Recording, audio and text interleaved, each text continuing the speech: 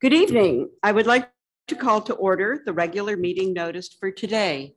Please join me for the Pledge of Allegiance.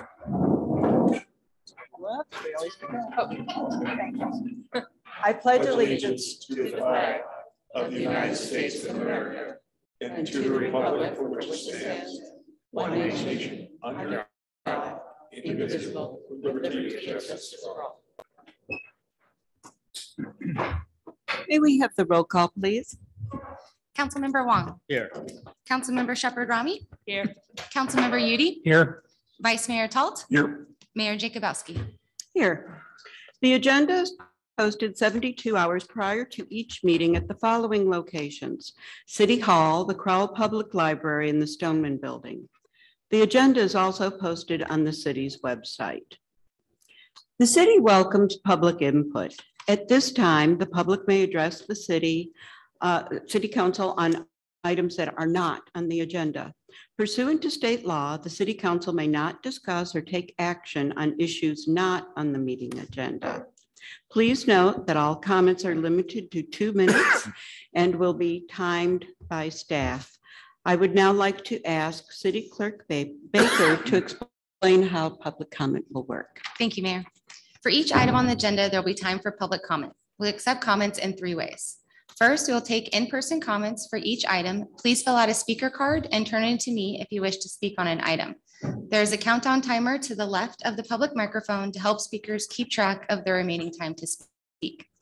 We will then ask for comments from our Zoom participants. When we ask for public comments via Zoom, there are 2 ways you can let us know you would like to speak. First, you can use the raised hand feature, which is a button that's found by clicking on participants and then clicking on raised hand on the bottom right side of the screen. Please do not use this feature until we have asked for public comment, or else we may not see it or know which item you're asking to speak on. As a second option, you can send a message using the chat box saying you would like to speak on this particular agenda item. Comments will be accepted only until the end of the public comment period for that item. Finally, I will then read into the record any public comments received by email for that particular item. Due to technical limitations associated with gathering, printing, and sorting emailed public comment, the city has instituted a 3 p.m. cutoff the day of a city council meeting for emailed public comments. This is to ensure there's sufficient time to gather and present the emailed comments at the city council meeting. Any comments received after 3 p.m. the day of a city council meeting will be included in the public comment record, but will not be read at the meeting. Thank you. Thank you. Is there anyone present wishing to speak on a non-agenda item at this time? Yes, there is. Mr. Charles Reed.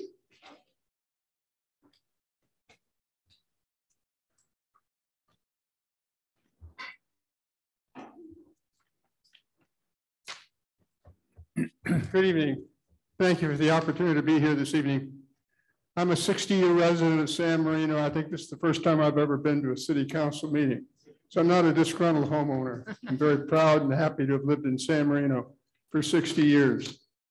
I live on Oxford Road, have for 53 years. And I'm very concerned about the paving of Oxford Road. And I'll tell you why. I've spoken to your mayor about this, and she was very gracious and recommended that I come here and speak with you this evening. I've spoken to Steve Tall on several occasions about it over a year ago, and nothing has taken place. Let me tell you what happened 2 weeks ago. A young couple from France, bicycling down Oxford Road. My daughter was driving out of my driveway. When she got to the bottom of the hill, my daughter said her bicycle handle snapped. She hit a hole, a hole in the road, but the asphalt had broken away, and she went down. They brought 5 police cars and an ambulance and a paramedic truck. They picked her up. I drove out of the driveway just behind her. Her face was covered with blood. Her body was covered with blood. Her arms were bleeding. And my daughter went to help her. They put her in the ambulance and took her away. Unfortunately, my daughter got her friend's email address because she said, "I'm concerned, I want to know how she does." My daughter wrote to her friend yesterday and said, "Sorry to bother you, but my mom and dad just called and want to see how your friend is doing. They're very concerned." Here's his response. "It's hard to tell because her face is a mess and both elbows hurt like hell. She broke both elbows. She's also having major headaches, but doctors said it's normal when you have a concussion. She had a severe concussion. Now we're changing bandages and popping pills. She'll be fine, but it'll take some time. Kathleen, you're just wonderful to inquire about her. Her face healed up pretty good, but it'll take at least a year and a half somewhat to do away with the sores. Mr. Reed, I'm going headaches. to ask you to wrap it up in a few more sentences. Okay, the timer has gone off, but please, a few more sentences. All Thank right. you. A few more sentences is this. Thank you. Every street in San Marino between Huntington and Houston is newly paved. Bedford, Cambridge, Waverly, every single one of them is brand new paved. Oxford is paved from Houston to Monterey. From Houston to Orlando, it's a series of potholes that I go over every morning in my car. Somebody's going to come down that hill again on a bicycle because it's one of the greater bicycle routes in town because of the hill and the joy of going down that hill on a bicycle. Somebody's going to get injured. Somebody's going to get killed. I'm just saying right now, I think the city council should take a long look at the paving schedule for San Marino. Nothing should be in concrete. Nothing should be in stone. You have a problem on Oxford Road between Houston and Orlando. And we greatly appreciate you coming here in person, sharing your comments, and they have been noted. Thank you so very much. Thank you very much. Thank you, sir. Anybody else? I have no other in-person requests for comment. And is there anyone electronically who has submitted a request? Let me give one moment to see if there's any raised hands. I'm not seeing any, no other further requests. Thank you. Do we have a city manager's report this evening? We do indeed. Thank you, Mayor.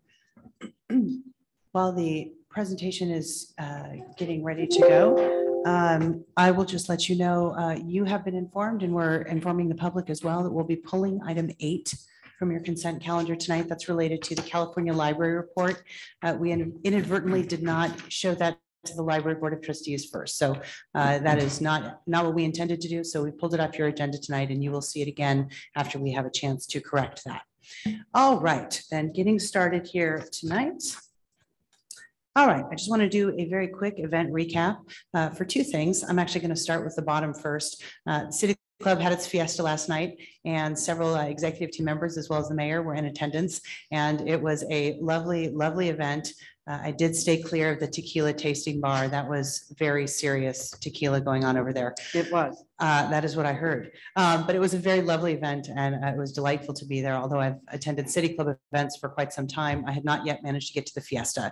And so that was my inaugural fiesta and it was quite lovely. And I had a chance to talk to many lovely people, not the least of which were former council member Don Cotton and Winnie Rittenauer, who of course is the widow of Lynn Rittenauer, another former council member. So delightful event. And I know fun was had by all.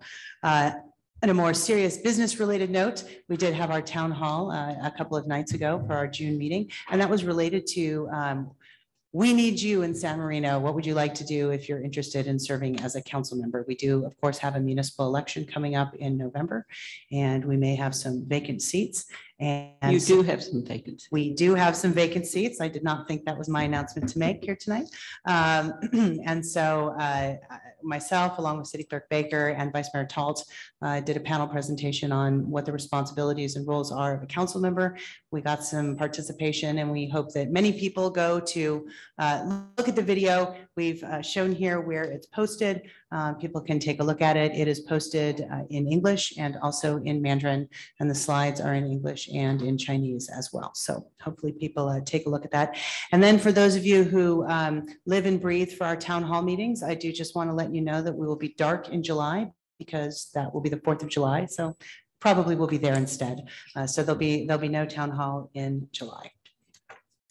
Speaking of which, we are getting closer and closer to our Independence Day celebration, and the wristbands are about to start going on sale on June 20th. So make your plans to attend our event and get your wristbands as soon as possible. We look forward to seeing everybody there.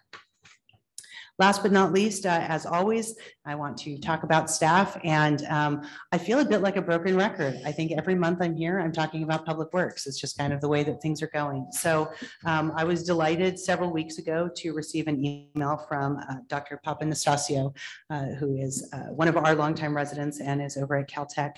And he used our online reporting form to request some help cleaning up bark on his street. And of course, he acknowledged in his email that we do make it clear that there's a 10-day window that, you know, we'll get out there and take care of the request. And he was quite impressed because we were there within an hour and took care of his debris and helped him out. And he sent a very, very lovely email. And that was Luis Rivas, Danny Mendez, and Benny Macias. And we've got pictures of them there, although they're probably too small for you to see. But that is pictures of them hard at work. So we are very grateful, as always, for everything that they do. That concludes my report for this evening, and I am happy to answer any questions that you might have. Council members, anyone have any questions? I have a couple of observations and one question. Oh, sure. Was looking at the operating dashboard this afternoon, so thank you for keeping it current. The observations are building permits are up 30%, ADUs are 100%. Open code enforcement cases are down. So that's a lot of extra work for the staff there. Appreciate that. Revenue and expenses are under control. And then the fun one is I think we have more money in the bank today than we've ever had. So I think, you know, congratulations, staff. I think you're doing a good job. But the question is, I saw that workman's comp is up.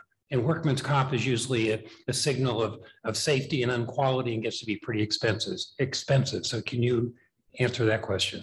I can summarize the answer to that question. Obviously, this concerns medical information for employees, which is highly protected.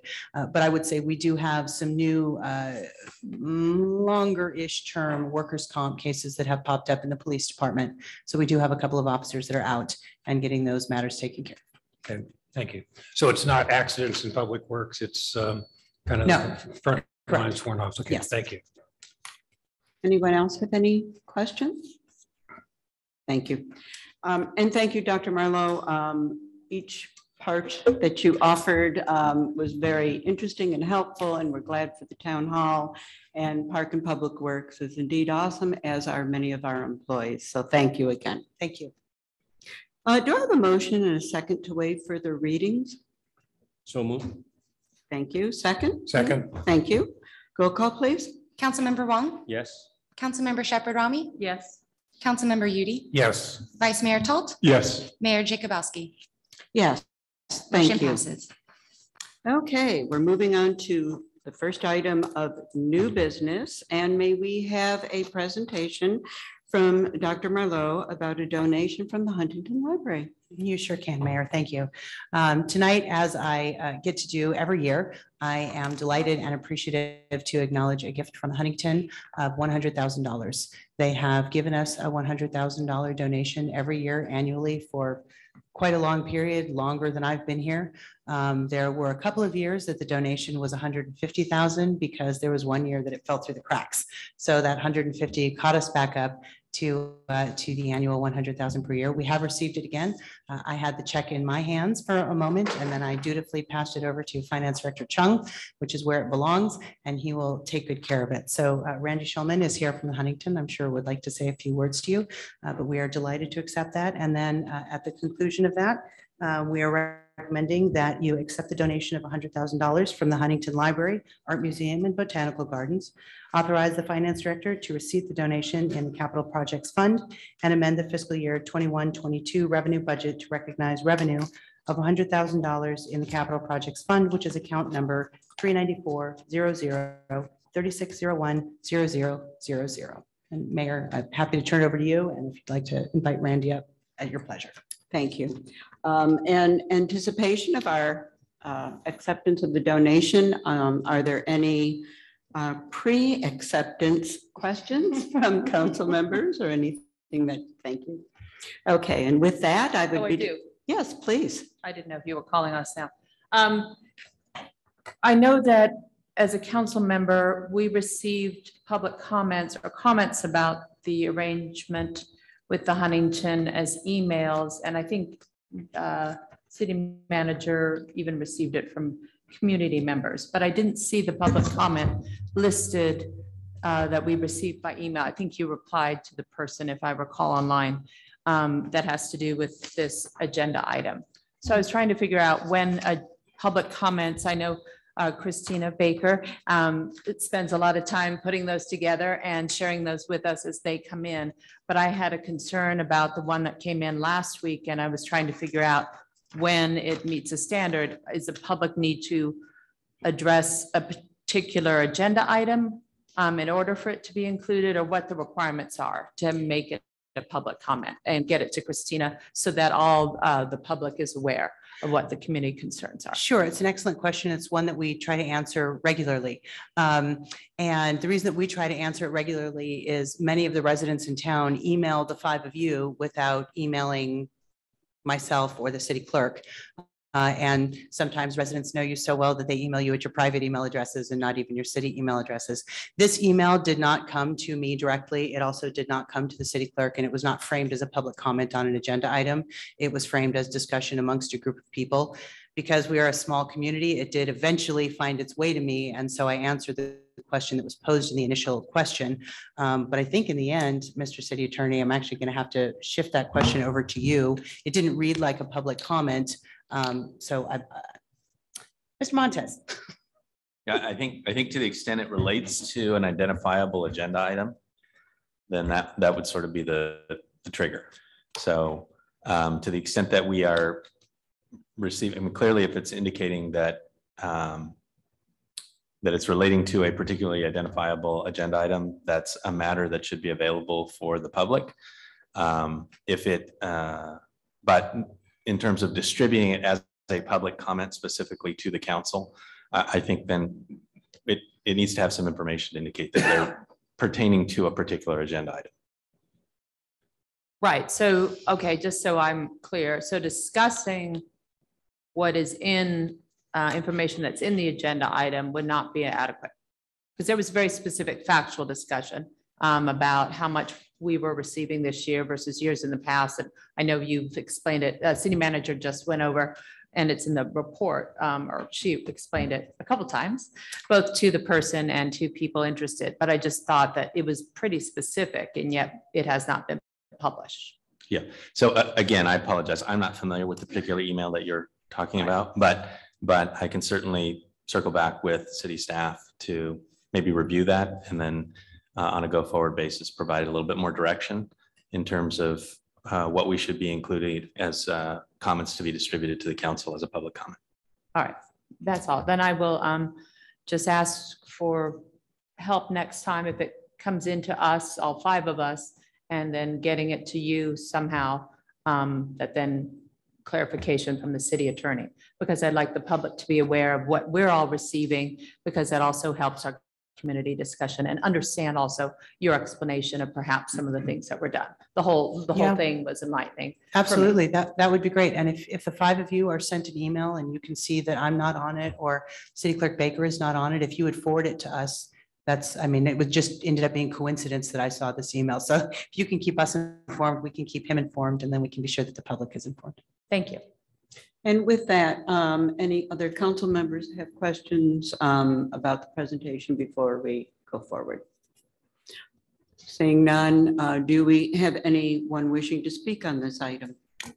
Anyone aside from? Well, we're so ready to accept, but I want to make sure we go through process first. And is there any member of the public who wishes to speak either in the room or online? I don't have any requests from in the room. Let me give just a moment to see if there's any raised hands that come through. No requests for comment on this item. Great. May I please ask Mr. Schulman to come forward? We are delighted that you are here this evening. Please. Thank you, Mayor Jakubowski and members of the council. I'm Randy Schulman, Vice President for Advancement and External Relations at the Huntington, and I'm pleased to present this donation symbolically to you. And we are very proud to be part of the San Marino community. And thank you for allowing me to speak to you, but I have no other comments except please accept the check. We are so appreciative. Is the check in the room and is there a camera? The check is in the room, Okay, maybe being held up from the back. Okay, It's not a and- big check, though. No, a small check is fine. And may It's we a please- cashable one. Yes, I would like very much for us to have a presentation of the check. I gave it away too quickly. Always Oh, you gave it to Paul already. Gave it to me. Good move. Keep getting out of your hands.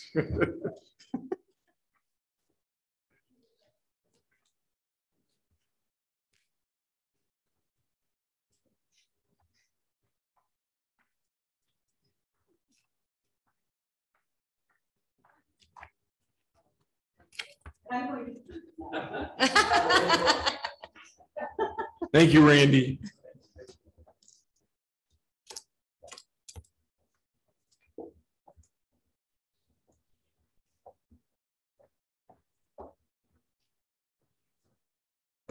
And I believe I speak on behalf of all council members in expressing our appreciation from the Huntington Library. Is there anything further to add? No, thank you. Thank you. And then may I have a motion to accept the donation, please? So moved. Okay, second, Second. roll call, please. Councilmember Wong, Yes. Councilmember Shepherd Rami, Yes. Councilmember Udi, Yes. Vice Mayor Talt, Yes. Mayor Jacobowski. Yes, thank Motion you. passes. Thank you very much. Okay, we are then moving on to agenda item number 2. And this is certifying the final environmental impact report for the San Marino Center and approving alternative 1, adopting the findings. And let's see, there was a third item on here. Dr. Marlowe, could you assist me on the third item? I'm Authorizing staff to. Yes, thank you. Authorizing the staff to go out to bid on the drawings. So may we have a presentation, please? Thank you. Yes, thank you, Mayor. I apologize, it's me again, but thank you for this opportunity to present the item. It is me again because I am some version of the last man standing from the original team that started this project. And I'm happy to present this item to you here tonight. We are here to consider the next step in the actions related to the San Marino Center renovation project. And as the mayor indicated tonight, what we are asking you to do is adopt resolution number R2225, which will essentially do 3 things. It will certify the EIR, it will select the preservation alternative, and it will authorize staff to go out for bid.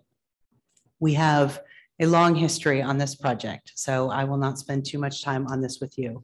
I went back and looked at my notes. It has been 2.5 years since this project was first considered by the council in January of 2020. If you can believe it, it was before COVID, and we got started. At some point in the process, the council created the San Marino Center Renovation Task Force, which was comprised of numerous dedicated community members, many of which are sitting in the audience here tonight that I have had the pleasure of working with. They have spent 2 years. I don't know if you realized it was 2 years, but it's been 2 years and many, many, many, many hours of work and attention on this project. We also engaged in a public communication campaign to speak with all the different bodies and different parts of the community about what this project was and get input from the community on what they were looking for. And over the last 2 years, there have been many design changes and recommendations, both big and small. In December 2020, this all culminated in response to threats of a CEQA lawsuit and the council authorizing an EIR to be performed, an environmental impact report.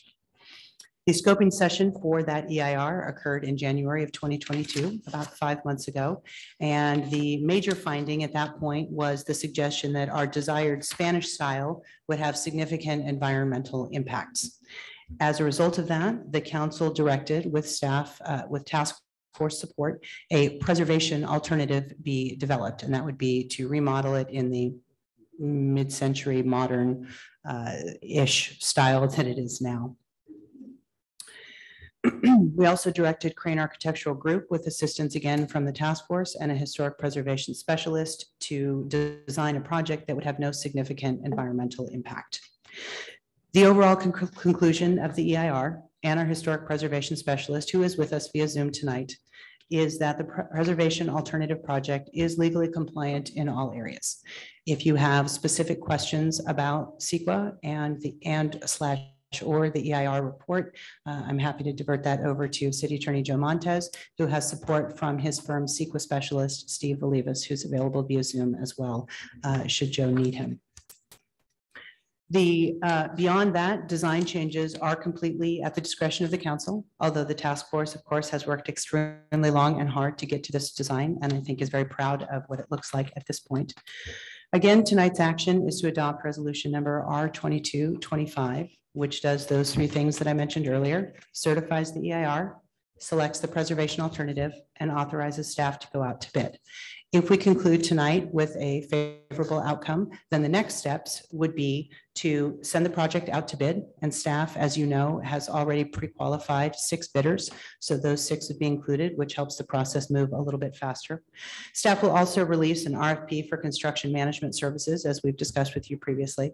At your July 29th meeting, which is the Friday meeting in July, we would expect to bring an award of contract for both the construction and the construction management services. That means that at that point, in basically 7 weeks, we will have an actual cost. We have been lingering in the land of estimated costs for 2.5 years. We will have an actual cost at that point, and the council will be in a position to determine whether you're willing to expend that money. I want to take this opportunity to express a huge thank you to all of the staff people that have worked on this so far. And it is almost 2 people in every single seat. So I appreciate that. I also want to thank the council liaisons, which is Vice Mayor Tall, Councilmember Udi, who have also spent many hours on this project for 2.5 years. And last, but in no way least, and almost the most, is the task force, who I want to thank. It has been a privilege to work with you all and watch your process as you work your way to a design that you believe, and I think we believe, will work for the community if the council is so inclined. That concludes my portion of the staff report. What I would like to do is offer the liaisons an opportunity to add anything that you would like. And then Mayor, if you would invite whatever task force members would like to come up and add to the presentation. And then we all will be available for whatever questions you might have. So Vice Mayor, Council Member.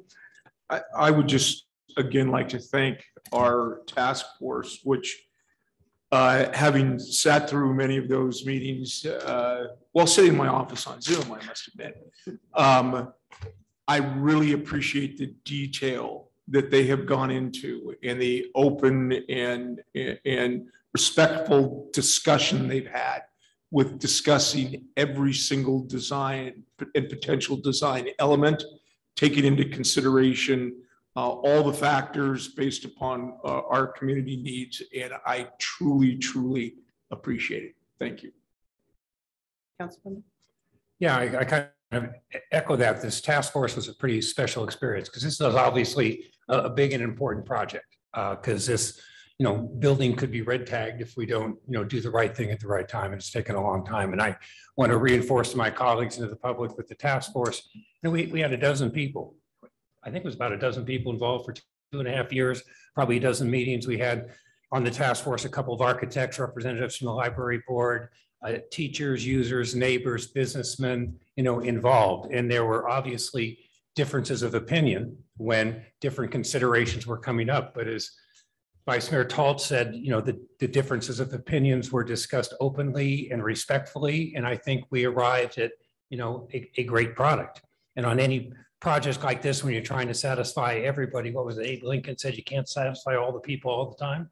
So you come out with what you think is the best possible solution, which is, I think, what the task force helps staff and us all arrive at. So I just want to say thank you, and I look forward to the next steps. Thank you. As I look out at each of your faces, I am just in awe at the time you have committed to this. Does anybody have an estimate of how many meetings there were? Oh, probably 20 at least.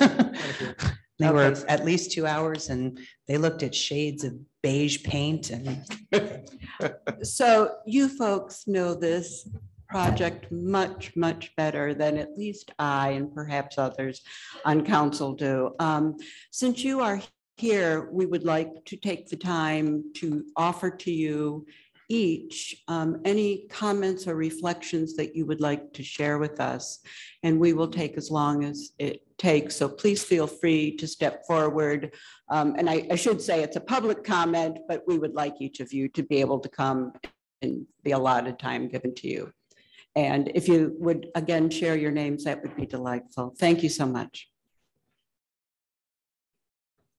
Going to sound like a broken record because a lot of it was said. Mayor Jakubowski, City Council members, members of the San Marino community, thank you so much for the opportunity to speak. My name is Steve Domeyer. I am the chair of the Crowell Public Library Board of Trustees and a proud member of the task force for the San Marino Center. Truthfully, I was a somewhat reluctant member of the task force and apparently was the only person who had to be convinced to take part in the group. I want to commend the council for choosing to appoint this task force to get the perspective, insights, and expertise of the community while saving the money that would have been spent on hiring outside consultants. So congratulations on getting all of us to work for free. Members of the task force were selected to ensure thorough representation from pertinent portions of our community to, in essence, be the voice of the community. The diverse group includes a middle school educator, an avid user of the recreation programs, a realtor, members of the City Club and Rotary, a person with experience being on a task force who also happened to be an expert on flooring materials, a resident who lives nearby the San Marino Center, and fortunately for us, 2 architects. I was the representative from the library, the facility immediately adjacent to the San Marino Center. As we mentioned, we've been working on this for nearly 2 years now with numerous Zoom meetings, on-site walkthroughs, and hours of discussion. The truth is, the group was not all of one accord at the start of this process. We had very different opinions on the subject. But while we didn't always agree, we disagreed without being disagreeable. We shared our thoughts and worked together to achieve consensus, with the goal always being what would serve the community best. Personally, I changed my mind several times during this process as others offered viewpoints I hadn't considered, and those ended up being definite improvements. The one thing we all had in common was that every one of us was cost conscious every step of the way. We wanted to have a high quality facility that would require minimal upkeep and stand the test of time at a reasonable cost. The goal for us was to have a place we would all be proud of coming to for years and years to come. Being part of this task force required incredible patience as we pored over minute details. Which ways the doors should open? Where would cabinets be most useful? Where would storage be? How should the audiovisual equipment be situated? What color should the baseboards be so that it looks good with the flooring we chose? And even what font should be used for the signage out front? Okay, that one was just me. We sweated the small stuff all along the way. I'm afraid we tried the patience of the poor architects from Crane Architectural Group as well, peppering them with questions after questions to get the best outcome we could. The city staff was not spared our numerous queries either. What were the governmental rules and restrictions we had to adhere to? What other complications did our decisions bring up? Their calm, informed responses allowed us to do our jobs as effectively as possible. Our task force's diverse perspectives and discussions with other community members were with the intent that all members of the community be served, from the youngest participant in the Recreation Division's programs to adults taking part in City Club, PTA, and Bridge Club meetings, as well as citizens attending City Council meetings. We agreed that the design should incorporate more outdoor space as our California weather allows for it, and the pandemic demonstrated the crucial value of it, so we included 2 patios. We were disappointed that the building would not reflect the same Spanish Revival style as the library and thus have a more harmonious look to the 2 city properties, but felt that it was important to have this space become a usable, ADA compliant facility as soon as possible so that our community could enjoy its benefits regardless of the look of the exterior. I'm glad I was convinced to be a part of this task force. It was my privilege to serve my city in this fashion. What I learned along the way was that people with different perspectives and opinions can work together to achieve an important goal by being respectful of each other and keeping all comments constructive. None of us got all that we wanted, but instead compromised to reach consensus. There are always naysayers in every community. You might recall that some in San Marino were against building the new high school and the library, both of which are beautiful functional additions to our city. It's time to add one more. I strongly urge that the council certify the EIR and that we move forward with this much needed project as quickly as possible so that San Marino has a modern, clean, safe public meeting space for all of us to enjoy for many years to come. Thank you. Thank you, Mr. Domeyer. Next.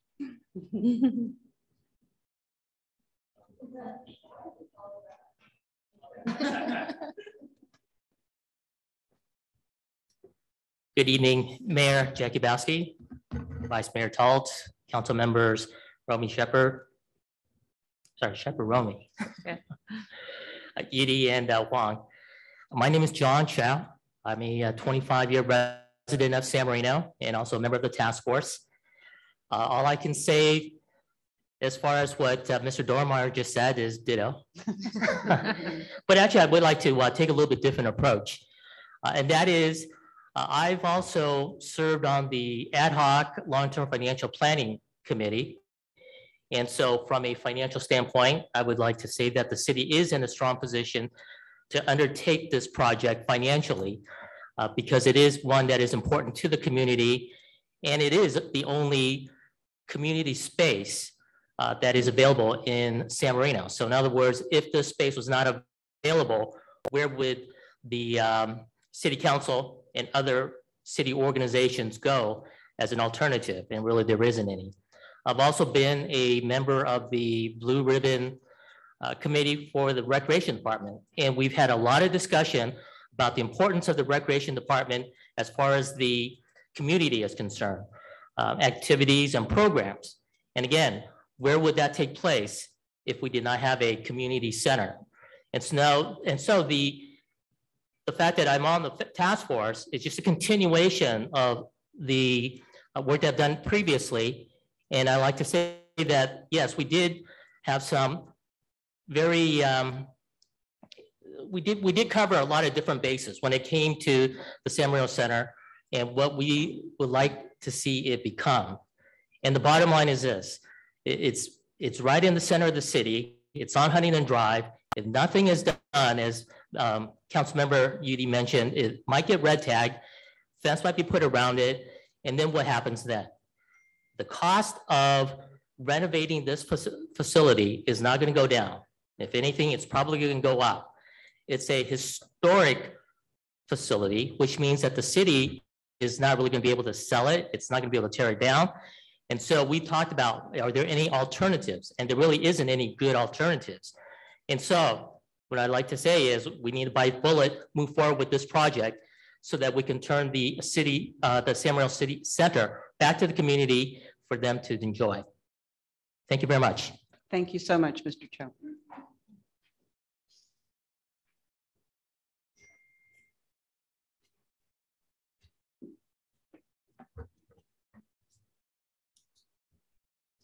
Good evening, Mayor, Vice Mayor, and Member of City Council. I am Raymond Chang. I've been a resident for 36 years in the city. As a 40-year licensed architect, spending the first half of my life as an architect and developer, and my recent 21 years working at Cedars-Sinai, managing projects, their capital projects, I couldn't be more happy to be part of this task force. I want to thank you for that opportunity and enjoy that opportunity working with my fellow citizens. This is a very interesting and exciting time to have this opportunity to renovate this building. Most buildings have their economic life and obsolescence period. This building has gotten to about that point. It is the time to renovate it. I'm talking about the ADA requirement or the Title 24 requirement, having the energy efficient building, safe building, And who knows if there are any asbestos in the building currently.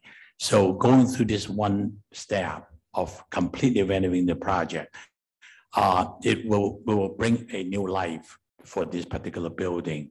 And this is what City of San Marino citizens deserve and what they're waiting for. So with that said, I would urge the council to move forward with this project quickly. My experience tells me that you never really save money by waiting. I serve also on the LA Community College Oversight Committee for the bonds for all the college projects. Sometimes when the bid came in high, and to go back to the architect and redesign it and take away certain things. By the time they finish taking that away, rebid it, it's just the same price or a little bit higher because they already lost 9 months or a year. So they really never gain by taking things away by waiting. So they learned also that if you got a project ready to go, probably the best time is now. Looking back in history in the 40 years I've been in the architecture and construction business, it just has not worked the other way. So with that said, I thank you for your time and thank you for doing this great job for the city of San Marino and the citizens. Appreciate that. Thank you. Thank you, Mr. Chang.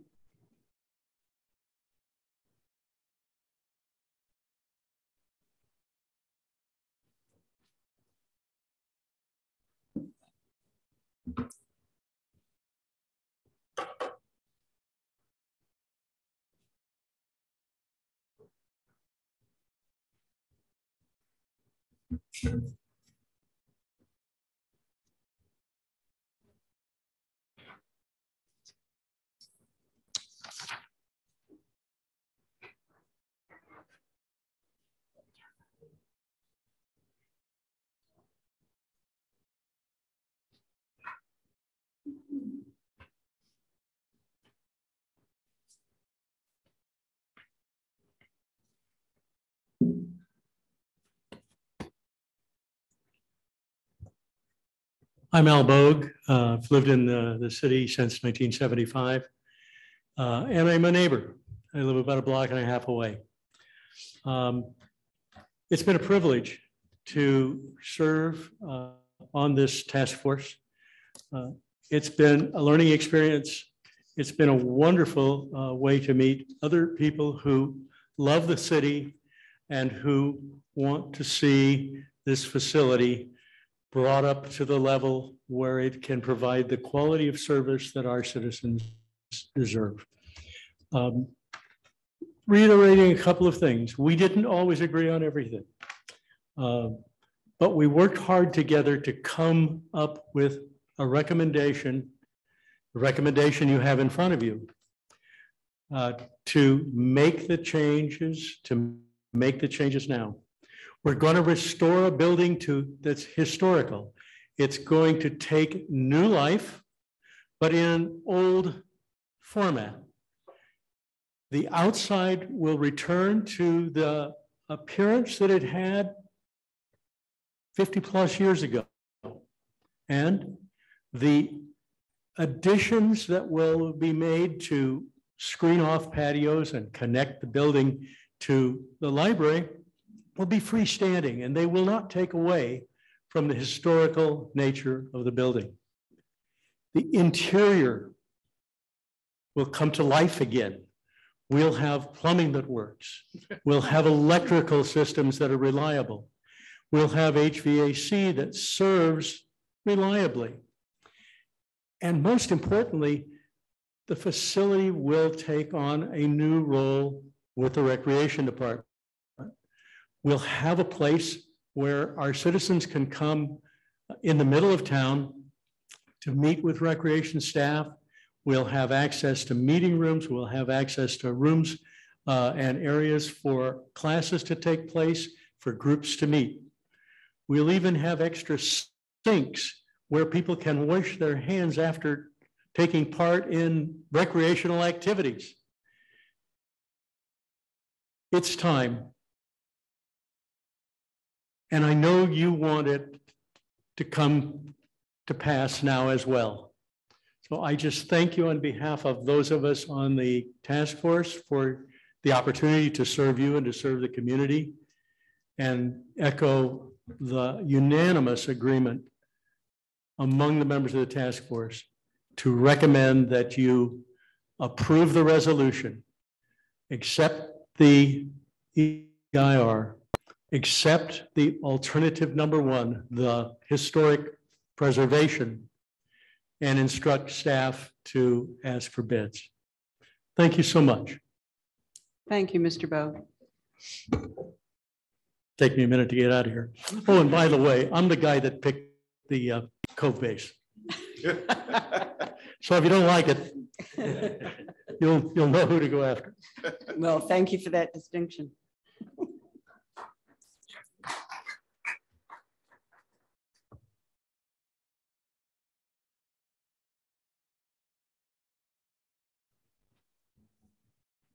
Anyone else from the task force? There's several more of you here. Love to hear from you. There we go. Hi, my name is Jennifer Giles, and I was one of the 2 architects along with Raymond. And I just wanted to say that oftentimes in doing a building project like this and being on a group discussion, sometimes the architects can make the others on the group feel a little, I don't know, uncomfortable just because we know a lot more. But I felt that it was a really wonderful group and people were open to learn about the building and all of its needs and all of the details. And sometimes when architects are on a committee like this and they work with an architect, it's hard to take criticism. But I felt that Crane really worked well with us and our group, as it's been stated before, though we weren't always on agreement of all of the items in the building. Sometimes we talked at length about the curtain and what its color might be. We all very much feel that this is a good mix of all of our input. And we felt that because we're all very unique with our backgrounds, we represent all of the uniqueness of our city. So as what's been stated before, I really feel strongly that this was an amazing experience and one that I will reflect upon as being a very beneficial piece to our city to be on this group, to meet new people in our community that I didn't really know quite well before. And I feel that this is a very strong project that is highly needed by our community. And we feel strongly that this should go forward. So thank you very much. And I thank my task force members. I'm going to miss our regular meetings. Oh, I don't think they're over. Yeah. As we get together. I really feel that being on Zoom helped us so much. We got a lot done. And when we were allowed to come here and look and peek in all the crevices of the building, that was a great experience. But I felt that even though we did have a pandemic, we were still able to really get through all those meetings. And so thanks. And thank you Dr. for coming up and taking comments. Sure, Ms. no Giles. problem. It's appreciated. Our other members, if you would just like to share anything at all, feel free. I think right, then we are done at this seeing point. nothing, then I would just conclude by saying that concludes our presentation. If you have any questions, I will do my best to try to field them. And if I can toss them to someone else, then I will. Unfortunately, the loss of our former community development director and public works director, they really had a lot of the institutional technical knowledge on this project. Director Figueroa and interim director Newman are doing their best yeoman's job to get up to speed.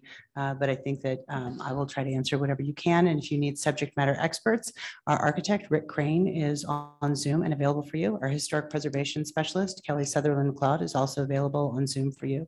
And as I mentioned, our city attorney and his staff are available as well. So that concludes our presentation, and we're available for whatever questions you have.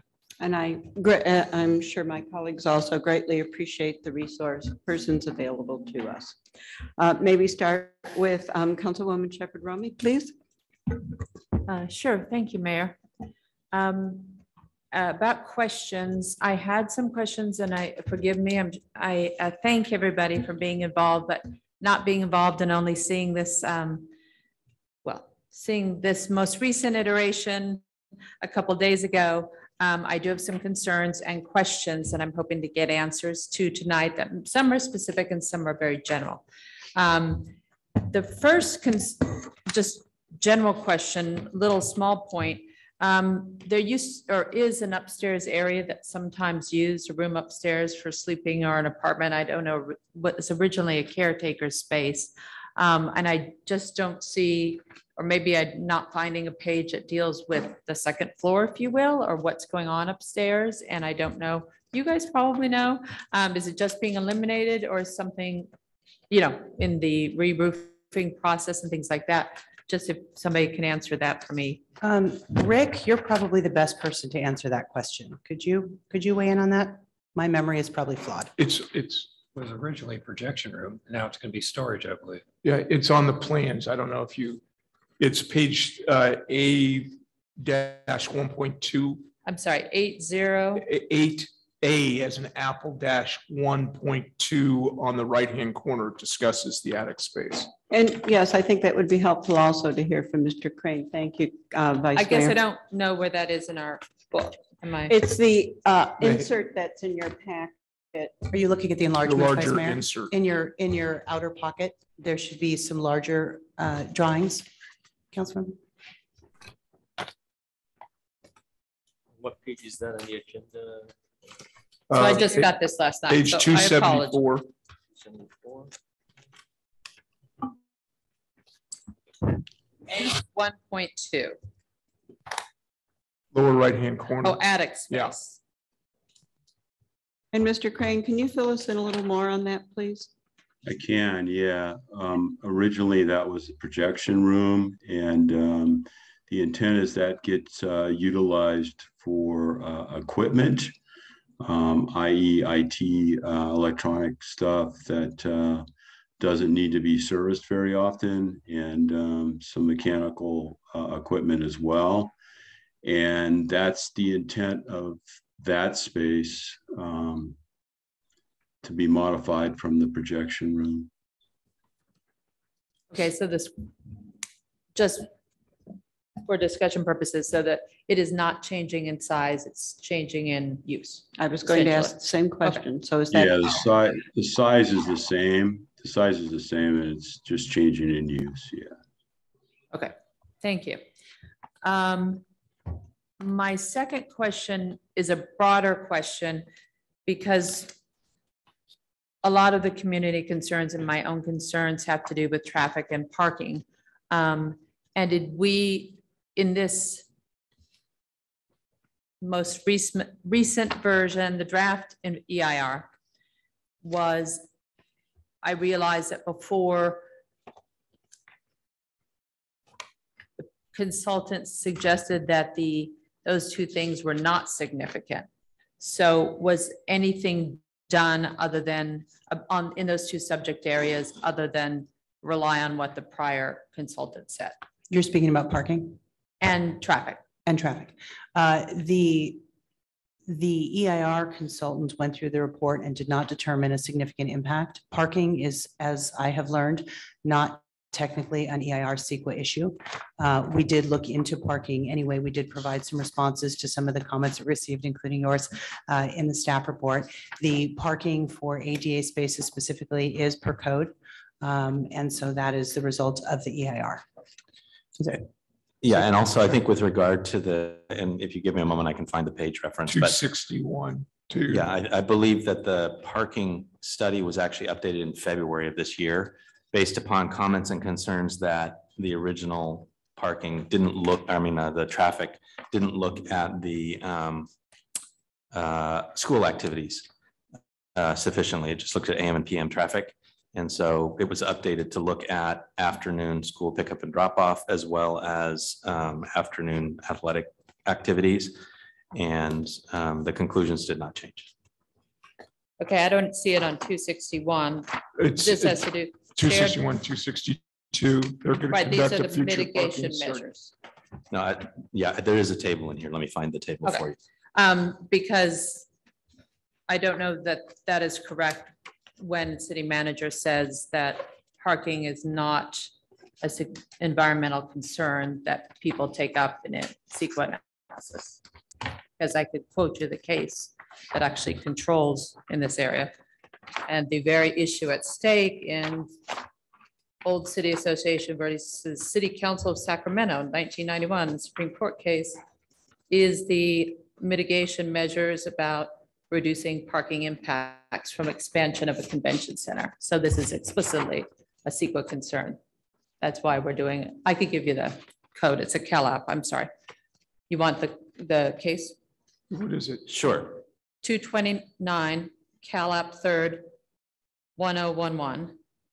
Old City Association versus City Council of Sacramento, 1991.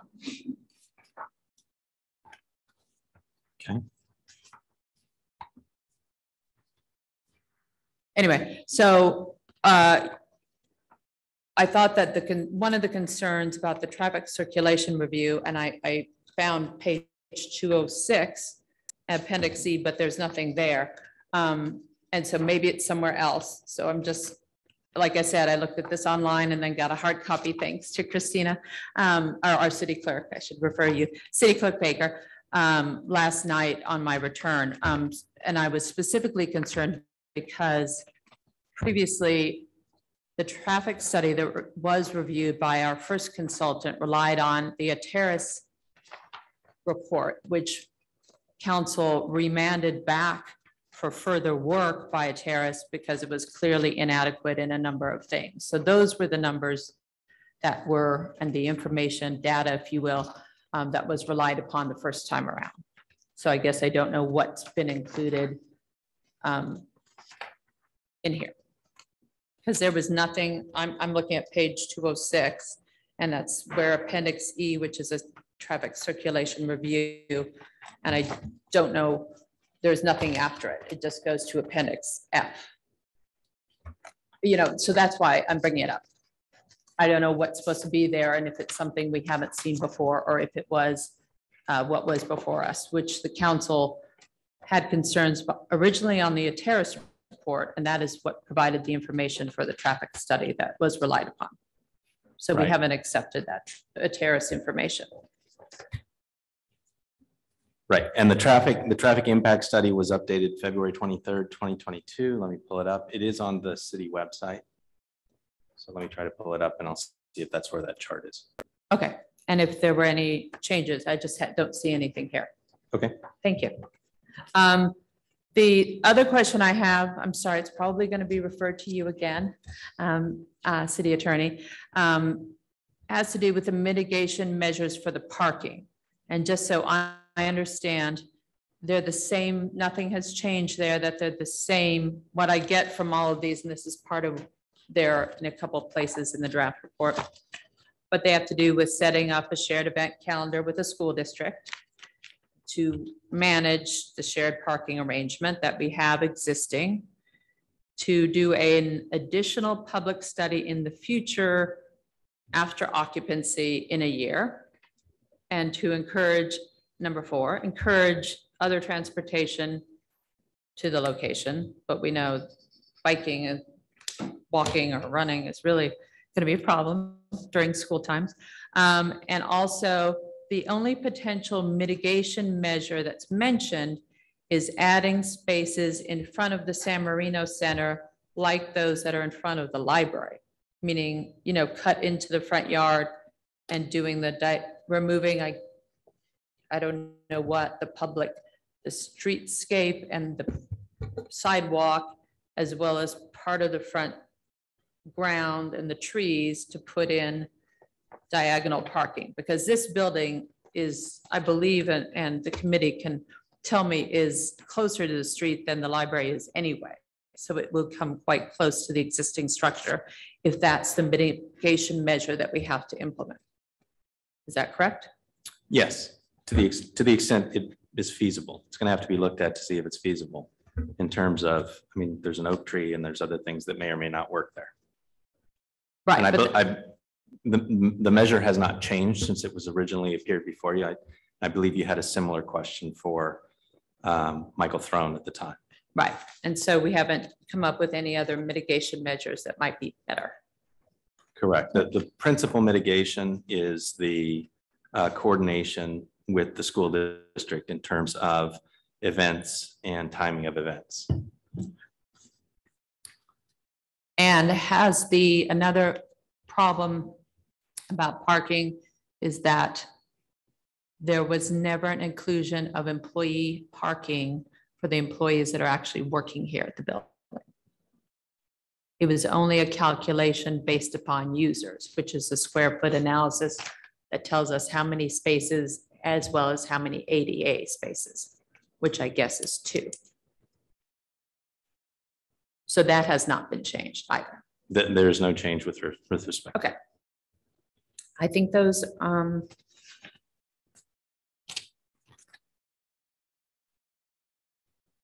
my questions. Right now, Mayor, let me just flip through notes that No, I take took your on the hard time. copy. Take your time. And I will ask for a comeback if there is something Certainly. else. Thank you. Councilmember Huang? Yes, I have a question on page 126. We care about trees. So I'm looking at the present picture of the front, the existing northwest view. And then on page 127, are those 2 trees going to be around, or are we removing one of them?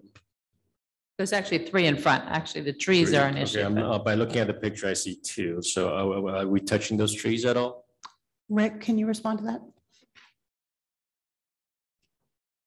Just a moment, I have to ask him to unmute again. Okay.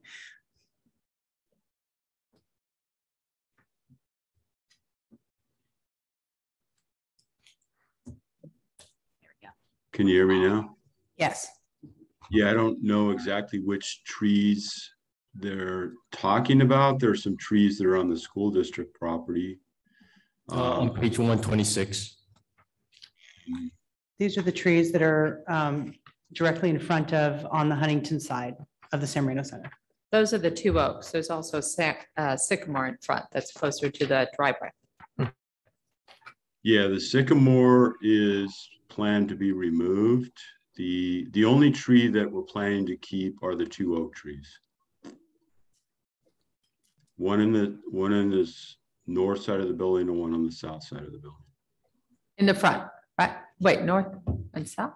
The north is the front, the south is the rear. So there's an oak tree that is on the north side that's kind of along the entry walkway in general, from the sidewalk to the front door. That oak tree is intended to stay. The other trees are being removed and replaced with additional new landscaping. And then on page 275,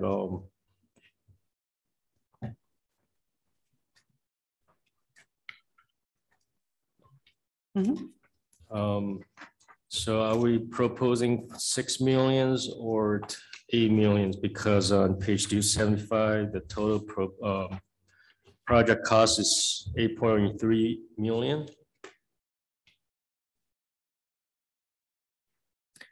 We are not proposing any costs tonight. You are not incurring any money as a result of your decision tonight. This is just the current probable cost estimate of the project.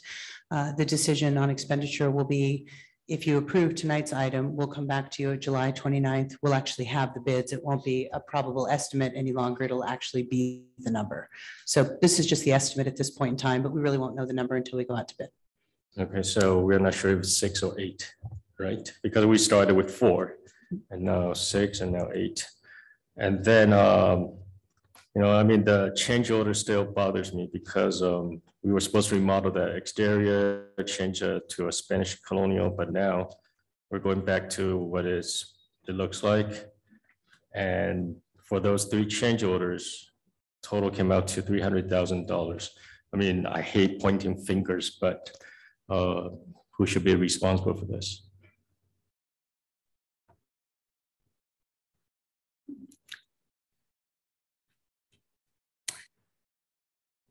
That's a complicated question, council member. We've been going through a process for 2 years and we've relied on the advice that we've been getting along the way. And that has taken us on this journey. You will recall that we did some original community engagement to understand if the community preferred Spanish or to restore the mid-century. The conclusion of the task force and of a majority of the community was that they preferred a Spanish style that would match the neighboring building. There were concerns raised at that point about whether it was appropriate to change the architectural style of this building. And at that point, the council decided, as I mentioned in my report, to move forward with the EIR. And at that point, we had it on good authority that it would be acceptable to change the design aesthetic to Spanish style. And as we moved through the EIR, it turned out that wasn't the case. And we got the result back that said that in fact there would be an impact and we needed to either move forward with the Spanish style and adopt a statement of overriding considerations, which I suppose theoretically is still available to you today. But the probable preferred course, if we're going to move forward with this project, is to have no environmental impact or no significant environmental impact, which means moving back to the historic. So unfortunately, over 2.5 years, many things change and evolve, and this is where we are today. Okay, and if this is approved, when's the proposed starting date for the construction, and when do you propose that it would end? How long would the whole construction take? Those are answers that we would be getting from the bids, but our general assumption is once you award the contract, if you award the contract on July 29th, there's usually some short period of time that it takes them to get ready to get started. And construction, what we've heard so far is that the estimate is anywhere from approximately 18 to 24 months. But all of that is information that we'll get in the bids. Okay, thank you. Sure. Anything further? No. Okay. Councilmember Udi? Yeah, I think you've alluded to it, but if we do not move forward with this project to remodel this building, what's the future of this building? Can we use it? Can we turn it into a parking lot? What can we, well, what happens to it? Can we continue to use it or is it red tag? That is also a complicated question, council member. There are many issues with this building. You've heard the task force allude to several of them. It is a building that has risk associated with using it. We have proceeded with using it because we were under the impression that we'd be moving to a renovation in the next few months. If we do not move to a renovation in the next few months, we'll need to reevaluate whether this building can actually be used in its current form, should be used in its current form. And I don't know that the outcome of that would be good. In terms of options, our options are fewer than when we started. The EIR process has taken us down a path, as I was explaining to Councilmember Huang, that has yielded some additional information. In the beginning, there was some discussion of should we renovate or should we demo the building and start fresh? And 2.5 years ago, that was an option that we thought was available to us. After we've concluded the EIR process and we know that it is considered historic and there are architectural impacts to that, that is no longer an option to us. We don't have an option to tear the building down and start over. The only available option to us is to restore it as it currently is. Good, thank you. I have no further questions. Thank you. Vice Mayor Top. Yeah, thank you. I really probably already know the answer. This is for our CEQA attorney, but is the EIR with respect to parking and handy parking, do the mitigations of the comments in there are the EIR is still legally sufficient, is it not? So with regard to the parking study, the major component of the parking study is it relies on the information that is known at the time. And so at this point in time, I mean, when the numbers were generated, the trip generation, et cetera, it was early 2018, 19, based on data pre-COVID. Because of COVID, all of the numbers kind of don't mean anything for purposes of the use of these facilities in this immediate area. So that is why, you know, the maximum use or full optimal use of the Barth Athletic Facility and the optimal use of this facility are things that are yet to be determined. And that will be an iterative process. And so that's why the parking analysis and the traffic analysis looks at what the information they have that is the most recent and most indicative of baseline conditions. There's really two issues here, traffic and parking. Traffic, the standards for traffic under CEQA, you're now required to use a VMT analysis.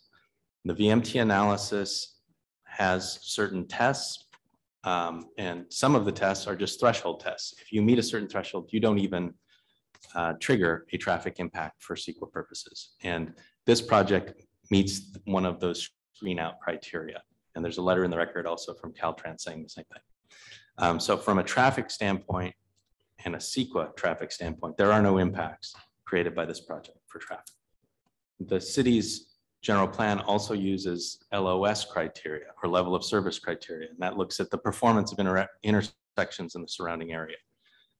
Those numbers were looked at, and the existing performance levels of the intersections are not anticipated to change based on the study at those intersections such that they would trigger the need for any improvements at those intersections. Again, not a CEQA issue, just an LOS issue.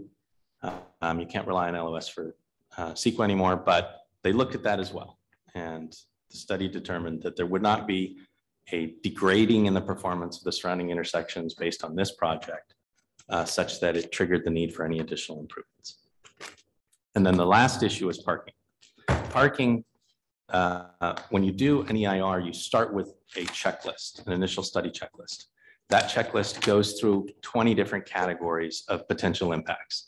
And you do an initial analysis to determine whether or not those potential areas of impact will be significant for your project. If they're going to be significant, then you do an EIR in those areas and you determine whether those significant impacts are actually going to be significant. If they are, can they be mitigated or not? Parking used to be, and I believe at the time of the case that was cited, City of Sacramento. Yes, was on the checklist. It's no longer on the checklist. The checklist has been revised. That's not an included criteria anymore. And so you don't look at the impacts of parking from a environmental analysis standpoint based on the checklist. The only way you would look at parking impacts is, do they create other indirect impacts? So in here, you'll see a discussion about school resources and shared parking, because there is a category that you look at in terms of, is this going to create a greater demand on schools? Well, it's not, this center is not going to create a greater demand on schools. However, if it created a big parking problem, it would create a demand on school resources, since we're relying on the school parking lot. And so that is why it looked at parking. And the parking analysis that was done determined that under the situations that were modeled in the parking study, it would not create a significant impact. Now, to ensure that a significant impact would be an impact to the school resources such that the school would have to get more parking to satisfy their needs. So the study concludes it does not create that, and that the parking is adequate. And then just as a backstop, these mitigation measures have been put in place to make sure that as programming for this center moves forward and programming for the Barth Athletic Center moves forward and evolves, there's coordination to make sure that those conflicts don't occur that were assumed in the study. And to the extent they are occurring, then there's going to have to either be some reprogramming or some other alternative methods to find places for people to park or transport. Interestingly, I don't know if you've had a chance to read the City of Sacramento opinion, but I took a moment to take a look at it. They upheld the City of Sacramento's as a defendant in the lawsuit right to rely on a future plan and impact study, but basically what we're doing here. So the Supreme Court upheld their right to do that. But if it's no longer, it sounds like it's factually different anyway. But are you familiar with the decision at all? I am not, Okay. but my partner is reviewing it right now. If he comes up with a different conclusion, that I just looked at it briefly, but they had in there was a traffic and parking issue, and they were talking a much more substantial project than this. And the City of Sacramento had as a mitigating factor a future traffic management plan. and the plaintiff complained that that's not right, they should determine that right now. And the court upheld the city of Sacramento's right to rely on a future plan as part of the mitigating factors. So it was interesting, but I appreciate it. I have no further questions. Thank you. I just have a use question, so I will go back to the task force. In looking at page 274, which gives us the layout, and you may probably have this from memory, so I don't think you'll need to reference it.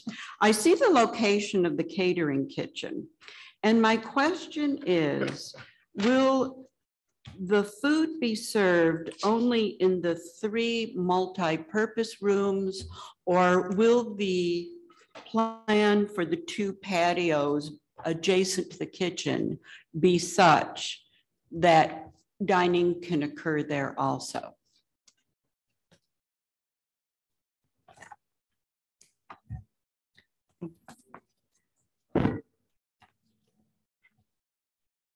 Thank you. Sure. Yes. Is a short answer. The patio space to the south, there's actually a counter with a sink there too. We had talked at length about, like, what about a barbecue or something to rent the facility if they wanted to have a large sort of private party and do a barbecue with family or something. But we removed the barbecue because we thought it would be a maintenance issue and a liability possibly, but there is still a sink there. And I think the patio at the north end, if I remember, does not have a sink or anything, but you could easily have food there at that location. Will there be any overhead protection from the sun, or has that been discussed? Yes, there's a outdoor covered walkway. Maybe Rick can confirm this, but this was in our earlier rendition. There was going to be a covered walkway just south of these rooms here before coming into the outdoor patio space. But I think that might have gotten modified. I don't have the recent drawings with me, but this was from my version, the previous version. I don't know if that was removed or not. So I can answer that. Thank you both. Yeah. So another point is that access to the south patio from the catering kitchen, there's actually a door. Do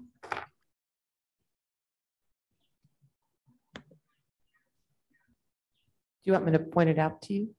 No, I'm not as concerned about that as protection if people are dining overhead. It seems to be a lovely place to be able to have a meal, but what is the plan so that people are not in direct sunlight? Well, the wall system that's surrounding that patio is a copy of what's at the library. So it has a little bit of a trellis that can have vines growing on it. So that could provide some shade similar to what's at the library. That space also doesn't have, I think it has tables with umbrellas. So that could be something that could be provided as movable fixture equipment, but we didn't plan on having a roof structure or a trellis. There was at one time, we had talked about creating a similar trellis at the northern portion of that patio that's just outside these windows, that's similar to the one that's outside the Friends of the Bookstore, that has that same repetitiveness with the arches and sort of a slatted roof system. But I think that might have gotten removed because that was when we were considering the connection to this sort of Spanish style. But maybe Rick can comment on that, because I don't think that that's part of the project now. Yeah, I can comment on that. Sorry, I was muted and I just got allowed to unmute. So I can answer the access question as well. There's actually from the catering kitchen to the open patio, on the south side of the building, kind of where the parking is. There's actually a door that leads directly out to that patio area. The north patio, the north east patio, there's no direct access to the catering kitchen, but there is access through a gate system that would allow caterers to get up to that northern patio. That northern patio was intended more of a gathering space. And then the other question you had was about the shade elements. I think I do know that the trellises that are on top of the wall will provide some shade. And then the main trellis that connect the library originally in the original plan has been removed. So that area would need to be utilized umbrellas with tables, etc., for outdoor dining, depending on the time of the year. Okay, thank you. And then obviously with the accordion doors open, the entire interior here can be used for dining, correct, with the situation of the kitchen? That's correct. All three spaces on the inside of the building could be accessed from the catering kitchen. Okay, thank you both. Can I follow up, Mayor? Yes. On two things, and one can be answered by Mr. Crane, and the others to the committee. So Jennifer, please stay up here for a minute. Sorry, or whomever you would like for your designated. It has to do with the patio as well. And I am interested to know, after we decided to go back to because it was recommended for the historical resource to leave this building, and it's as close to the historical consultants recommended for its exterior architecture. Is that fair to say? In order to avoid a lot of what we would have to do, to make the changes originally proposed by the committee. But the back is still the same, and I am wondering what is the reasoning behind having more open patio space, because my understanding is there's not a lot of use, and at least the one by the library, which is used as a meeting place, is shaded. But this one is troubling me. It's such a large space, and I don't understand.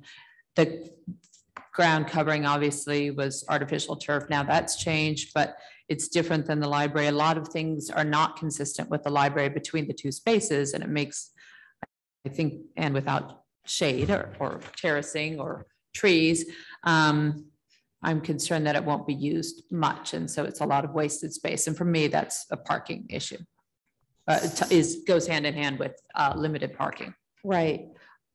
So we had a task force, or a couple of our task force members are very much connected to the rec department. And so it was highly stressed that the rec department needs to have somewhat of an outdoor space that's enclosed if they have after school activities for kids, and not have everything be an interior space. That was one of the reasons why Mr. Vogt mentioned sinks in these three multi-purpose spaces, so that then they could have art classes and easy cleanup, or a food class. So we were looking for interior spaces as well as exterior spaces that were predominantly rec department use, but could also have a secondary use of a rentable space for outdoor meetings, PTA luncheons like we've had before in the library courtyard space. So though it looks on paper to be an outdoor space, it's different than what it would be used for, like at the library. I see the outdoor library space more as a space for people to sit, come and meet, read a book. This is definitely driven by rec department use with the secondary use of rentable space for the community. And so now, is there a wall between the two spaces? Like, is the one that's proposed behind this separated by this, I don't know how you describe it, the non-attached, right, wall that's the same design as the library? Does it go all the way around, or is there no, I can't tell. And I'm looking even at the enlargement, so I don't understand architectural drawings, so forgive me. Is it enclosed on itself, or is it connected to the library? There is a connection to the library with a fence that is a wrought iron fence so that you could close everything off completely. Plus this space, that outdoor space also has its own closed gate. So you could enclose it so the kids couldn't just run. There would be a secure perimeter around it. There's a break, and then there's another wall of similar nature that helps to buffer the backside of this building where the loading and the parking is also.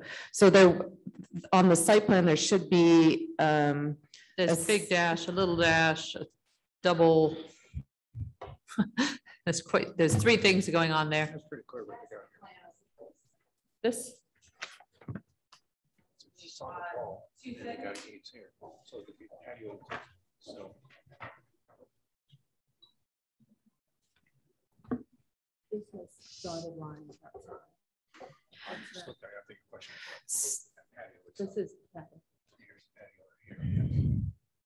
Because we really studied this quite a bit on how we could provide a secure perimeter, but then, and so that's why we wanted to connect the two buildings together as much as possible without undoing much of what has been already constructed at the Kroll Library, but then still create a connection. So there's a stair that connects, there's a different level change also there too. There's a couple of feet difference.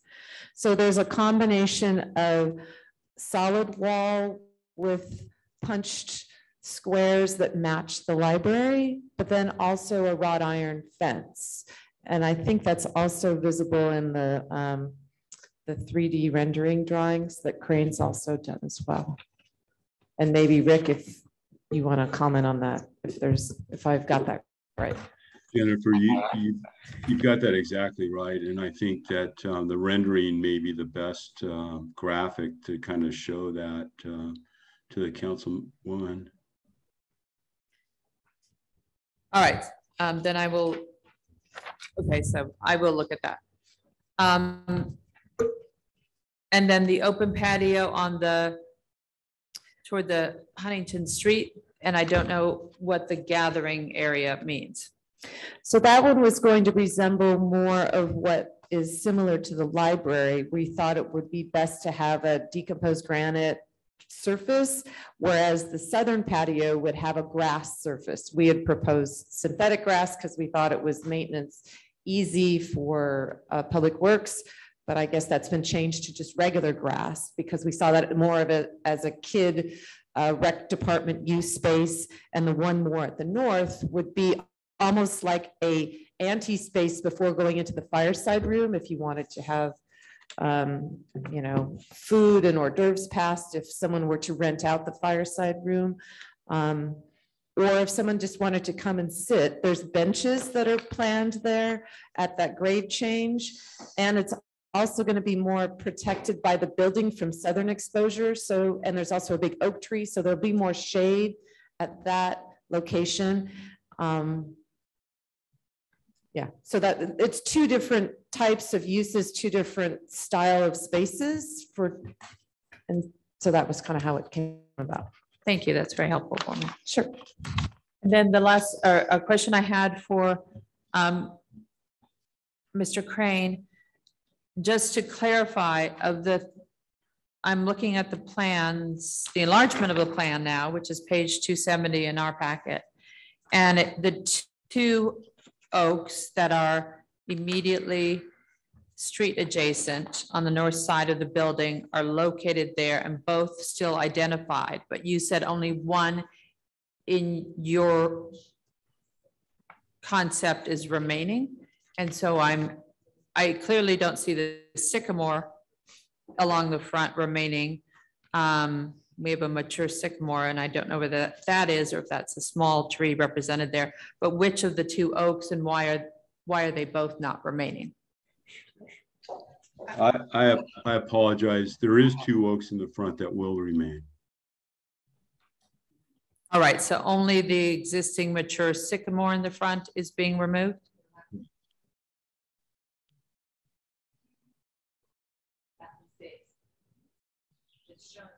That's correct. I don't know. Well, everything's marked with an 8 here. All trees are.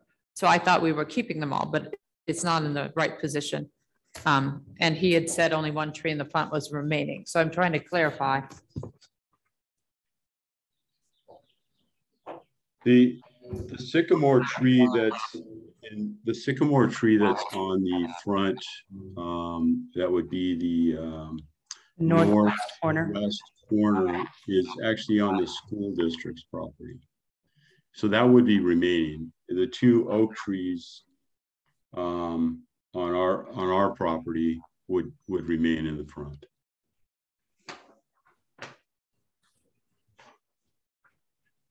All right. Thank you for the correction there. And the reason why I brought up for Vice Mayor Talt's reference and our city attorney is that the city of Sacramento, the point of that case is that the agency has to commit itself to mitigation measures by identifying and adopting one or more mitigation measures. And my concern is we only have, should parking be inadequate, we only have the mitigation measure listed in our existing plan of putting parking similar to the library and removing the front yard, if you will, and the sidewalk and the street parkway in order to get that same parking treatment that we have in front of the library. That's the only thing that's discussed or listed. And things like doing a study later, those type of deferred nebulous things are not considered as mitigation measures. That's why that case, I brought that case to city attorney's, attention. And I'm concerned because we haven't really discussed other possible mitigation measures, and we need to spell them out at this time if we're going to adopt an EIR. Just saying that we're going to do a study later would not be considered adequate under City of Sacramento. And it would almost force our hands to do the one thing that probably the majority of the community would feel is not feasible, and that's to remove the entire front landscaping and make parking lots pretty much up to the front of the building if you draw a line through from the parking that's at the in front of the library. So just a couple of things in response. First, the range of mitigation measures that were in the Sacramento case included looking at scheduling changes for the center's activities, satellite parking locations, public transit, carpooling, and then the consideration of expanded parking. So a lot of the same similar things that we've got listed in ours. My partner is referring me to a subsequent case. So the Sacramento case, I think, is a 1991 case. There's a 2002 case. San Francisco's upholding the downtown plan versus city and county of San Francisco. For your reference, it's 102 Calap 4th 656. And at 697, they talk about a deficit of parking resulting from this plan. And the court held that parking shortfalls relative to demand are not considered significant environmental impacts in the urban context of San Francisco. Parking deficits are an inconvenience to drivers, but are not a significant physical impact on the environment. And then following that decision was the time when the CEQA guidelines Appendix G, which has the initial study checklist, was revised to delete from its transportation/traffic section the question, would the project result in inadequate parking capacity? So that's no longer on the checklist after the San Francisco case from 2002. Thank you. Sure. Anything further? Councilmember? No, those are my questions. Thank you. Okay. At this point, I'd like to open this item up for public comments. Is there anyone here wishing to speak? I do not have any other requests for comment from in person. Okay, and do we have anyone online? Let me give just a moment to see Thank if you. I have any raised hands. I do not have any requests for comment online either. Okay. And I believe there was a letter to be read. Yes, there was. Thank you very much. Thank you. we did receive a public comment via email, and I was able to distribute this previously to council and the public, but the public commenter requested that I read the letter in its entirety, so I will do that now. It is from Dr. Ghassan Rahmani, and he says, it's most important that city gets a professional company to provide realistic cost estimate based on current construction costs to determine how much this project is going to cost the San Marino residents, and if the project should go forward. That company should be brought on board to manage bid process and provide construction management immediately before anything else is done and more money is wasted. The CM that San Marino used on the Crowell Library project for cost estimation and project management is Bernard Brothers. That project was accomplished on time and on budget. We are their clients, their relationship is there. You can find our contact in San Marino project record. Upon review of the LLNG report, the study of the allocation of the 48 spaces shared between the Crowell Library and the SMC does not review the ADA access for the SMC. The parking analysis and demand study in the report ultimately used 17 offsite spaces in front of the library and on West Drive to accommodate peak traffic and parking hours. None of these spaces are accessible, yet the path of travel indicated on the site plan shows lines of travel from this Huntington Drive parking. There are 2 ADA accessible stalls on the proposed site plan at the rear of the SMC building. It's not clear if these 2 spaces are accounted for in the count of total parking spaces. And since there's a higher use plan for the SMC facility, it needs to be determined if 2 accessible spaces are sufficient. The existing accessible spaces for the library are too far away for the SMC to use. In any case, the proposed courtyard at the rear presents an obstacle to the ADA access because disabled people must walk around the entire perimeter of the courtyard to get to the rear door. There needs to be a write-up and analysis for disabled access in this report, as well as an accurate map showing access from an adequate number of disabled parking spaces. We would recommend using an ADA consultant for this aspect of the project analysis. We can suggest Mark Porter at Porter Handy LLP in San Diego. In the plan cartooned out, the smaller alcove shown allows the exterior trellis to continue across the rear elevation, but cuts way back on size of the courtyard and provides space for 3 additional parking spaces. 2 of them can be ADA. In the smaller alcove can be bottle brush plants and native flowering plants, but not bougainvillea because of thorns, with some benches, so there's a garden alcove next to the much more used rear entrance. Bet it would get used a lot. The proposed parking plan is attached.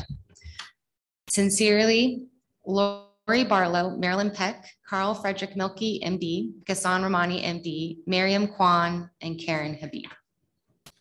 Thank you. We appreciate their comment. At this time, I would like to bring the item back to council for discussion, and we will continue back in the same order. Councilmember Huang. Oh, I'm sorry, I'm next. Go ahead. Okay.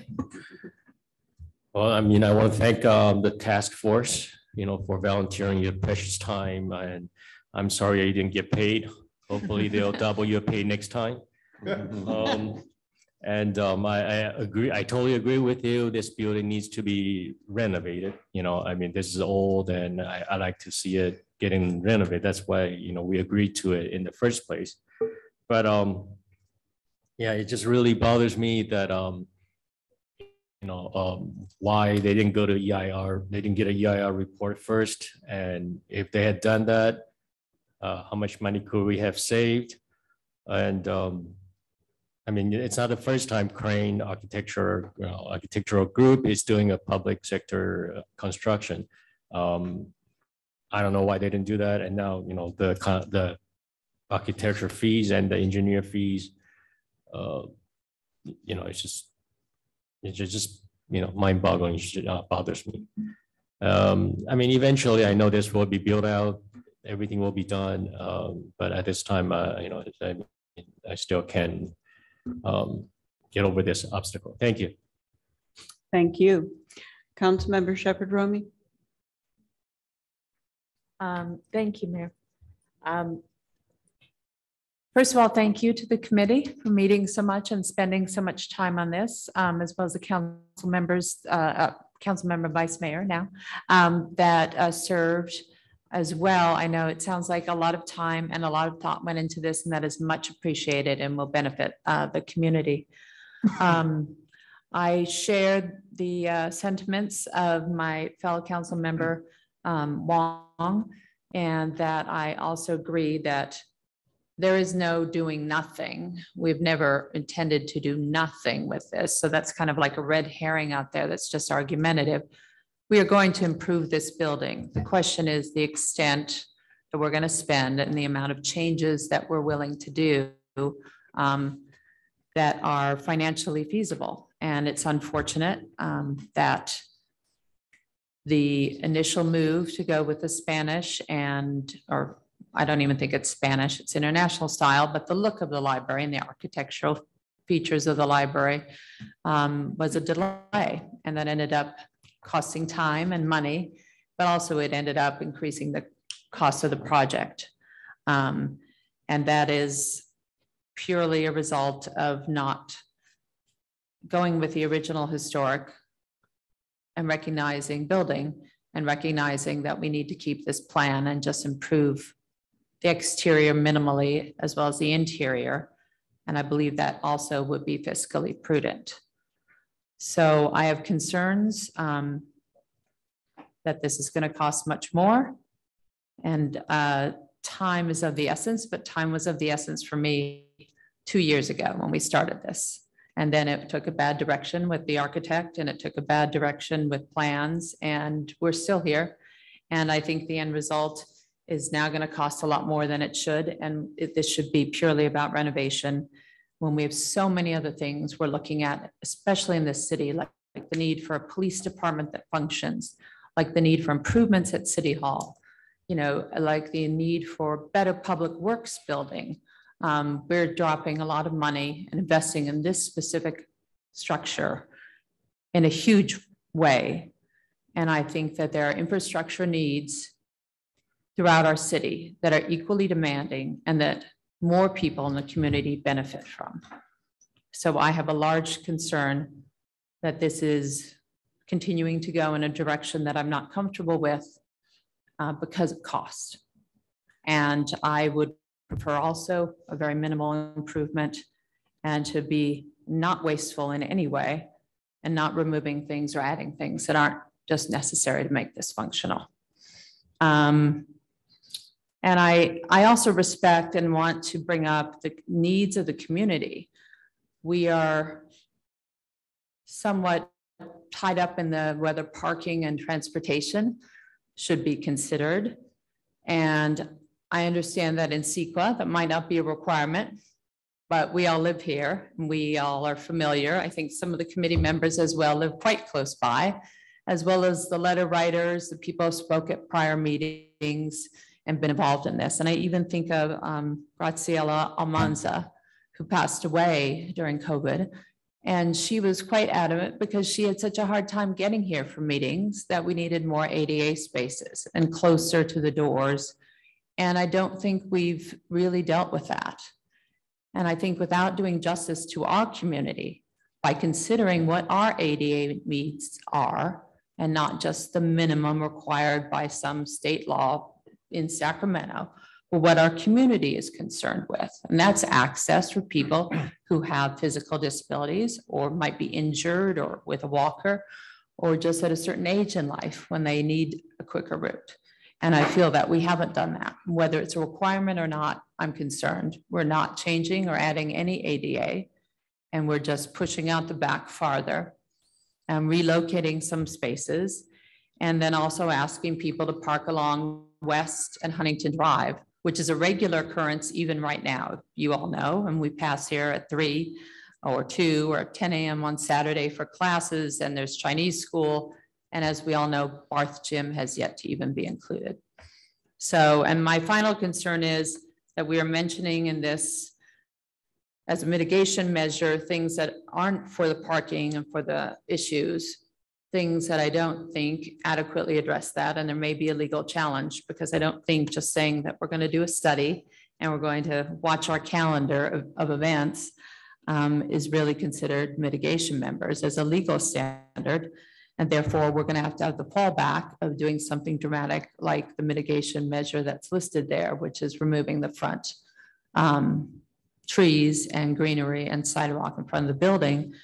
And that's not adequate or something that I think our community would want. So to me, this has a significant amount of issues and I could not support it. Thank you. Councilmember Udi. Yeah, thank you. I think this is a pretty important project to move forward on. I want to thank not only the work, but the coordination between the task force, the prior staff, the current staff, and with Crane Architecture. I think the cooperation coordination was spectacular. And we are where we are today. And I think we all made a lot of little decisions and big decisions along the way that all made sense along the way. So we're sitting here where we are with, yes, maybe delayed a few months longer than we would have liked, and maybe a higher price tag than we would have liked, and maybe not the ideal design we would like, but we made a lot of good little decisions along the way, and it's kind of hard to second guess. So I think we are where we are, and we need to push forward. So thank you. Thank you. Vice Mayor Tull. Thank you, Mayor.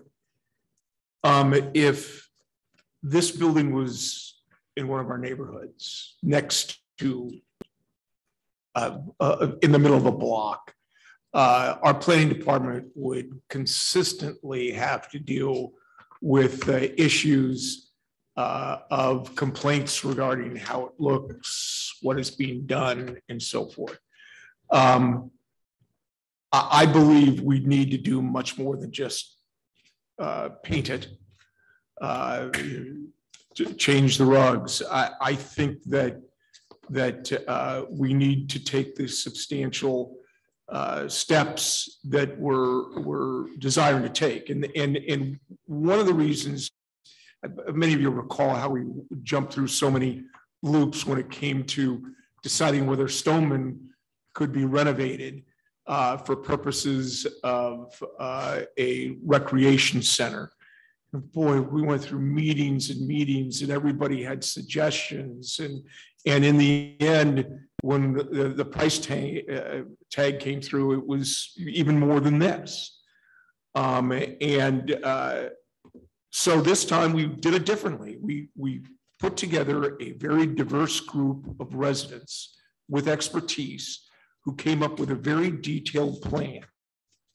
And having participated that really mostly, if not exclusively, as an observer, I feel confident that the decisions that they made based upon the hard work that they went through were decisions that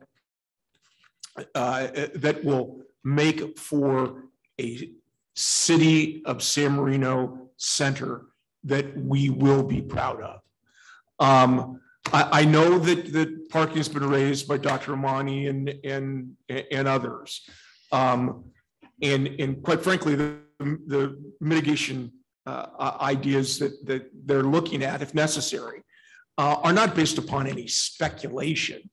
It always makes me mad when we bureaucrats sit around and speculate as to what might happen. This mitigation plan is going to be based upon actual experiences, and that's the way you solve that problem. Actual experience, not on some pie in the sky guess as to what might happen. I feel confident based upon the review of the EIR, listening to the public, listening to our task force, listening to other council members. We've reviewed and considered this EIR. That's what we're deciding tonight, and then whether or not to approve the project as a secondary to go out for bid. We should not delay any further. We can't do anything else with this building unless it's slap some paint on it, which I think is not what we really desire. That we can't tear it down and build a new one. There's the only market for this building would be the schools, and we all know their financial considerations at this point. So I think it's time that, as I think John said, we need to bite the bullet and move another step closer. And so based upon all of that and everything that's been said tonight, I believe that we have the findings for certification of the final EIR and findings for the approval of the project. Thank you. I, of course, would be remiss if I didn't look out at each of you and say, thank you for those countless hours. Your collective brains gave us something awesome. And it is with deep appreciation. I thank also Vice Mayor Talt, Councilmember Udi. I know you have put a lot of hours with this group, and I feel a cohesiveness, and I appreciate the work of Mr. Crane on this. And using some of the comments that were made today by the task force, you represent the community, and the community owns this, and the community has spoken and has given us input. It weighs a lot more than what I personally think or what I researched. I happen to think that this is an outstanding report that is prepared for us with the EIR and the obvious preservation choice that we need to make. We have a very clear path at this point, and as far as the parking issue, in an absolute worst possible, we temporarily or readjust timing on some kind of an event. It doesn't mean that we shut down. It doesn't mean that we stop operating. I am totally confident we will be able to work with the school district. And again, I think we will need to see how all of this plays out. It's going to take a while for this place to become fully operational, to see what programs fit best, and to gear up to full operation. So we need to give everything a chance to settle into place. We are past due in doing this. I mentioned before our meeting began today, those flickering fluorescent lights and the uncovered fluorescent over there. And not to get into personal matters, but when you go into the women's restroom, in the 1950s, the standard toilet height was 12 inches. Enough already. So again, with great appreciation to all the work that has been put in this, I support it. Do I have a motion? I move to adopt resolution number R-22-25, certifying the final environmental impact report for the San Marino Center Improvement Project number 2022-010094, approving alternative 1, the preservation alternative, adopting findings of fact pursuant to the California Environmental Quality Act, adopting the mitigation monitoring reporting program, approving projects plans and specifications, and authorizing the Parks and Public Works Director to advertise for construction bids for the San Marino Improvement Project located at 1800 Huntington Drive. Do I have a second? Will second. Roll call, please. Councilmember Wong, No. Councilmember Shepherd Rami, No. Councilmember Udi, Yes. Vice Mayor Talt, Yes. Mayor Jacobowski. Yes. Motion passes. Thank you. And again, thank you to all involved. I would like to take a brief break at this point. Okay, thank you.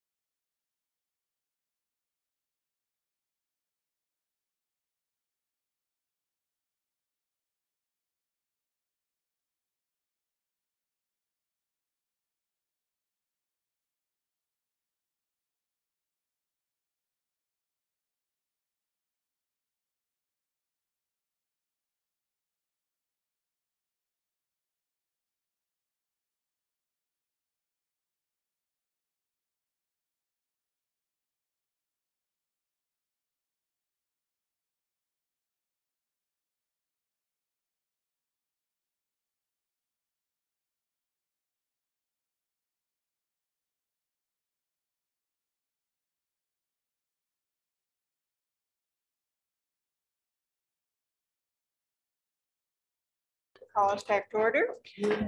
And Mayor, as you move to the consent calendar, just a reminder, although I'm sure you recall that we've removed item 8 from the consent calendar. Indeed. And give me a second to get settled here and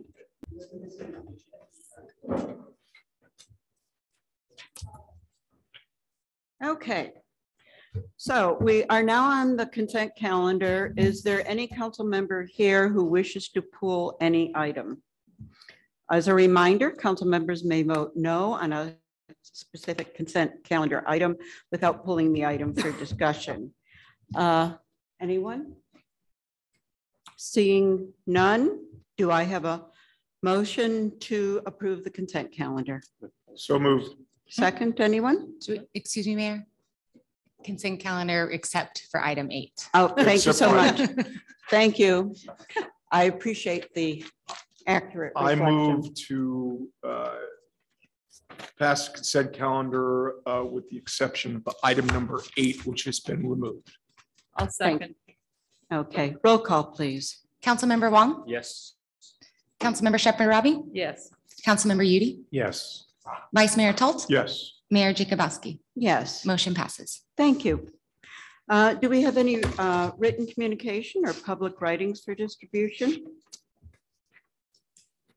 Seeing none, we will move on to public comments. If there is anyone here wishing to speak at this time, please do make yourself known. I don't think there is anybody here. Do we have anyone online? Giving one moment for raised Thank you. hands. No requests for comment. Okay, thank you. And I will bring up future agenda items. Are there any items that council would like to add to a future agenda? Yes, I would like the paving for Oxford Road to be considered as part of the project for this year. Would you be open to just a review of the entire paving program, including specifically addressing that so we can see if we are going to look at that, you know, what it would affect otherwise?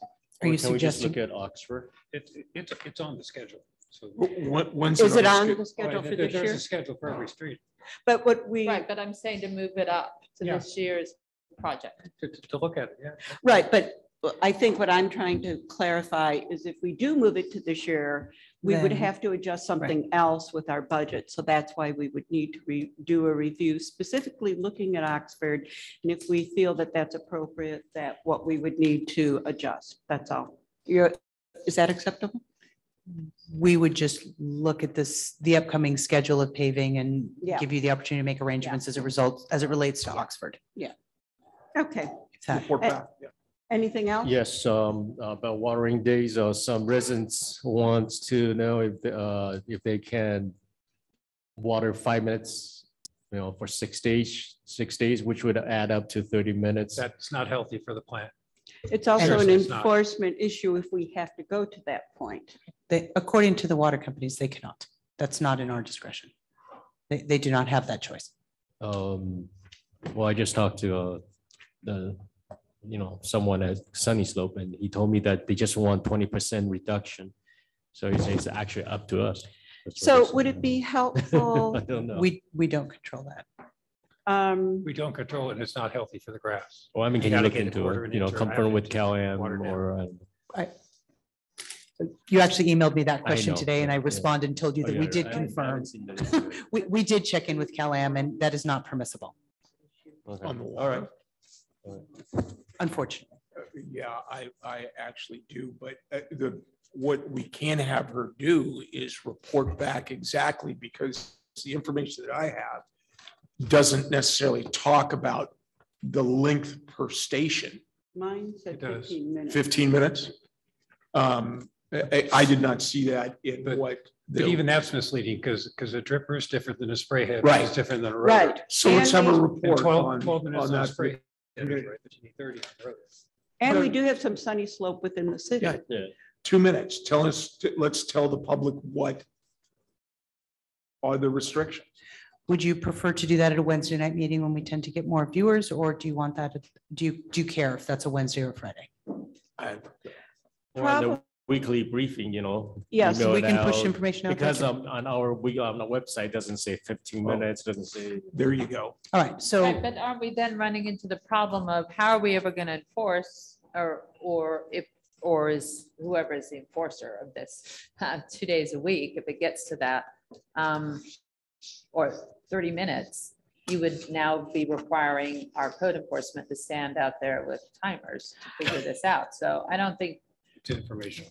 Yeah, I think it's more informational rather than enforcement at this point, and to just get out accurate information is all we're looking.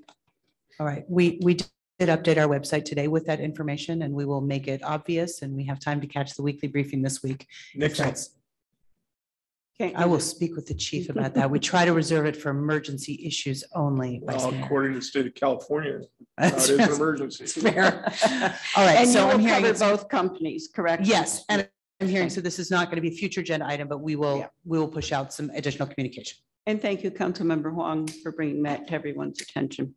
Any other future council member or council items, agenda items? None? Adjournment. Do any council members have any special adjournments this evening? Think none? Meeting is closed. Thank you.